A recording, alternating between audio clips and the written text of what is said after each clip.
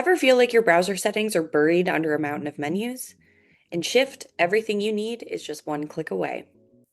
We're talking about quick settings. It's the command center for Shift. To start, just click the gear icon. This opens the quick settings slider.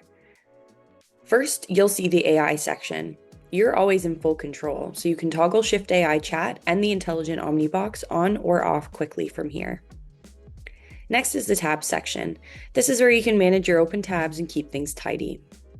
Below that, you have easy access to your core settings. This includes things like your bookmark manager, history, and extensions.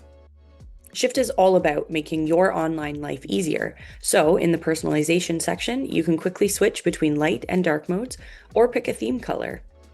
You can also choose a template or open the builder to fully customize your workspace layout. Finally, you can find support, which leads to our knowledge base where tickets can be submitted. You can even print your page or set Shift as your default browser from here. If you need further access to settings, just click the Advanced Settings button at the bottom.